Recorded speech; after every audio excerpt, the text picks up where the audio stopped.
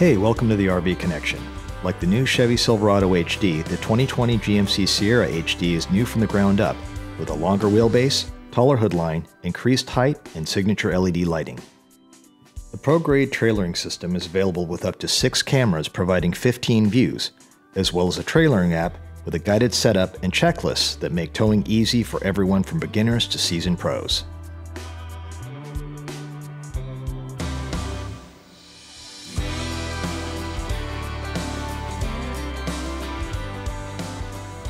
With both the Chevy Silverado and this new Sierra HD, GMC partnered with RV industry supplier ASA Electronics to integrate the company's in-command system, which makes it possible to operate certain features in the trailer right from the cab of the truck or with a compatible smartphone. GMC's promotional video showed the Denali HD attached to a fifth-wheel trailer, so we got hitched up with the dually and Fusion toy hauler for a quick test drive.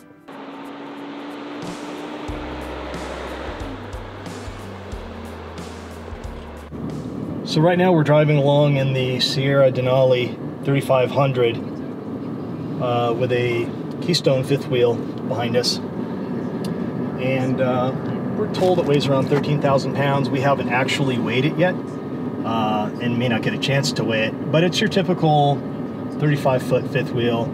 And behind this Sierra Denali, I really don't even feel it. The sound quality inside is very low, and we're about to head out onto some more aggressive grades as we move along back to base camp. So we've been driving this GMC Denali 3500 dually now for a while with this trailer behind it, and quite frankly, a 13,000 pound trailer doesn't really pose much of a challenge to this truck with the 6.6 liter Duramax V8 and the new Allison 10-speed transmission. We've encountered a couple of 6% grades, not even 6%, 5% grades, and without even trying, we've been able to keep up 60 miles an hour without any effort whatsoever. So there's also a max towing opportunity here where we can tow 30,000 pounds if we want to, where we can get a better idea of what this truck can do, but that's pretty limited as far as where you can drive. And this is a more typical application that you would have for this type of truck, a dually travel trailer, or I should say a dually fifth wheel trailer on a highway situation. And this unit also has a built-in exhaust brake here, some other features that make towing easier, as well as our navigation. So this is really an effortless towing experience in this truck so far. Actually, the more I drive this truck with this fifth wheel attached to it, it occurs to me that you're actually in more danger of forgetting that the trailer's there than damaging the trailer because of making a mistake, because the camera views and everything else on this truck aren't going to let you make a mistake like that if you're paying attention. But it's surprisingly easy to forget that the trailer is even there as you're driving. Going around corners, going over crests in the road or bumps, it takes a good jolt to remind you with the pin weight of the trailer that you still have a trailer back there. So it's good to pay attention and make sure that you don't actually forget that there's a trailer there when you're driving. So these camera systems are super helpful in the city as well. We're about to make a pretty tight left turn here, and I can see my tires on that line 4 miles on Wyoming the entire 22. Way, and the signal stays on for a few seconds after you complete the turn.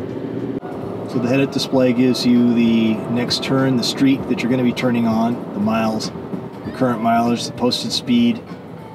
So helps especially when you want to keep your eyes on the road, you're towing a trailer. You can just look at the windshield and not have to look over to your right at the nav unit.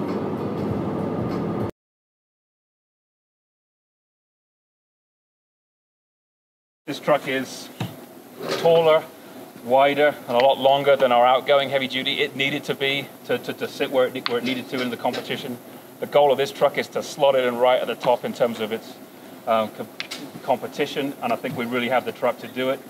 Well, there's a lot of heavy duty specific thoughtful details that I'd just like to quickly walk you through, such as starting from front, I'll go to the back. So this plastic section through here, this is removable deliberately so if you want to mount a snow plow to your frame, you can get to it. You don't need to cut the bumper, you don't need to drill any holes. It's all kind of well thought through and nicely integrated, and of course you can put your truck back together at the end of the winter when you're done. If you've got a diesel engine and you're working in frigid temperatures, it's on the driver's side, but we have the engine block heater integrated into the lower bumper. You don't have to reach through here and grab a cable that's dangling around. It's nicely integrated. If you've got your gloves on, you don't have to try and pry something open. It's right there. You can get to it, plug your engine block heater in. Integrated some of these side marker details. This customer loves that kind of mini big rig look. Truck at night when it's all lit up. This is a really unique feature which will really make the truck stand out. Really love this little detail. As well as looking really cool, also has a safety aspect to it. Had the opportunity to drive one of these trucks, and when you're reversing at night, looking in the mirror, there's the light on the back and the wheel arch helps you know where the four corners of this truck are. It's a big truck, so it's nice to be able to see anything that helps you understand that. Down through the midsection in the cab, visibility is king for this customer. Of course, a truck as big and strong as this can travel, can tow very large and long trailers, so visibility is king. So again, what's the difference between this truck and that truck?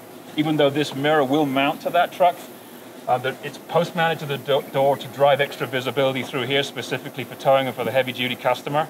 If you imagine this big mirror has to be large because you've got to see a long way back. We had extra arms mounted through here, you'd block a lot of visibility out, so that's the reason it's mounted this way. And if you want it again for this truck, you can get it. The belt line on this truck is lower than on that truck. If you take a measurement from the bottom of the door to the top, it's about 20 mil lower, just fighting for every millimeter of visibility for this customer because they told us they want it. We don't want any kick-ups back here.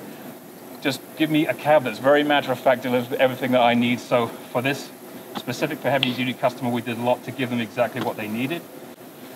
Getting back through to here, we have our step. Awesome, very simple, but still very innovative. Our customers that have had this corner step absolutely love it. We've had it on our outgoing trucks, but we've made it bigger for our new generation of trucks. So this is a really, really cool step. If you've got the gate down, you can still climb up. But with the size of this bed, if you need to climb up, and then you want to cinch something down, if you've got a gooseneck, fifth wheel towing, or even if you want to clean the cameras because you've been off-roading and you need the 360 working well for you, easy to get up. We had a lot of customers complaining to us when we were talking about they need to climb up this area of the truck. Today they have to kind of use the sill to get up there, which gets you up about here, and it's not where they want to be. So very small, deep, small innovation, but very simple. But boy, is it going to help out this customer. In terms of climbing over, again, the top of the bed, different from this truck relative to the depth of the bed. This is lower than that truck, deliberately so. For again, fifth wheel gooseneck towing, we don't want anything striking the top of the bed. And because of that, that meant that we have a specific MultiPro tailgate, a heavy duty specific here. It's not just the same gate off that truck. They're not interchangeable. This is deliberate or sized deliberately for this customer, for this truck. This is a heavy duty driven height. Two buttons. So upper button for the what we call the minor gate, and this gives you the two-tier loading, and it actually works with the indentations on the side, so that you could put a 2x6 right there, and it lines right up, so you can have perfect two-tier loading. And the way, I don't know, Bruce, if we got a chance to explain how this box was made. It's different. It's wider. It's about almost 7 inches wider than our competitions and what it was before.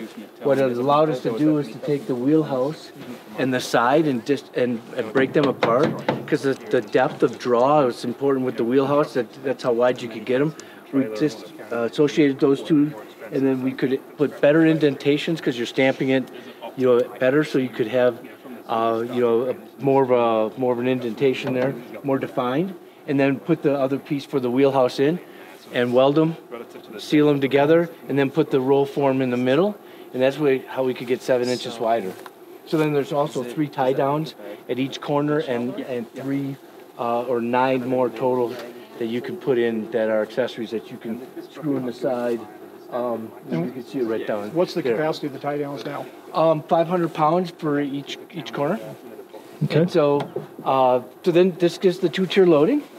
You see this says the kicker audio. This is also, then if you got your computer, you can have your work surface here. For a computer, if you're out on the job site, it's convenient for that. Then you can also then have a stop here, like a stop for the 2-tier loading. You have a stop there. You have a stop here to hold any equipment in. You have to put it, you just have it in here and stay so it doesn't on acceleration come out. So that's one way to do it. Then you also then have. Now, how'd you do that? I pushed the bottom button, then the top button, so it would at the same time. Yep. Okay. And deployed that. It's a little parlor trick that we learned, and now you know the magic behind it. Wow. So then you have there's a couple things that you can get here. One, and we use it quite a bit. You can get closer to any loads that you have inside, so that you can reach further into the box. So that's one of the other features. And then the final feature, really, when the Full Monty, what we saw originally was the step in the back, and this was I talked about Jim Gobart and that team. This is too much information for you, but when it first came to us, the gate was right in half, and the whole thing would open up in half, and you'd have the whole step, and that didn't allow us to, because our customers still use this as a tailgate, that the cables were back in here. The cables got to be unwieldy, the strength of the pieces and how heavy it was. So that's where the engineers got together with Jim, and they put a U-shaped in there, can control it dimensionally a lot better. Matt liked it because his line didn't go straight across. He could put a line there, and actually when we fold it back up, you can see what a nice job they did, the width of the gate to make that all work. And then the Full Monty here being the step up into it, that you can step up. We also, when I talked about that design competition and stuff today, that's actually came out of our design competition. Like the kicker audio, this handle came up so that you can hop right up in, get whatever equipment you need. And then it's also a handy feature for when you get out. Safety first, so that's what we fell in love with and what we designed. And again, we tested it like it was 2 gates. I think it's somewhere close to this. Either once or twice a day for 75 years, you can slam this thing as hard as you possibly want, both of the gates, either together or separately, and that's what we validated to.